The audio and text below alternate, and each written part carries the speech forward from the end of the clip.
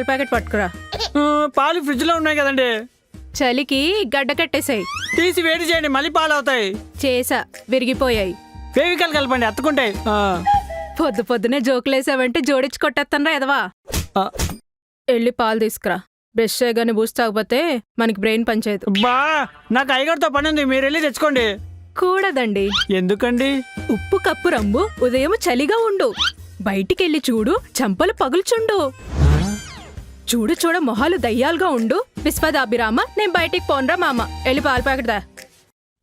చిన్నమ్మాయి గారు, అర్జెంటుగా అయ్యగారి దగ్గర జీతం డబ్బులు తీసుకోవాలండి. 10 సంవత్సరాల నుంచి ఒక్క పైసా కూడా ఇవ్వలేదు.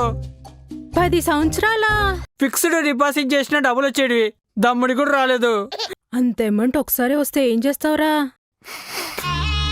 గారికి ఆరోగ్యం బాగాలేదండి, మతి మరుపు ఎక్కువైపోతుంది. వేరే వాళ్ళు లవ్ చేస్తున్నానని నాతోనే చెప్తుంది.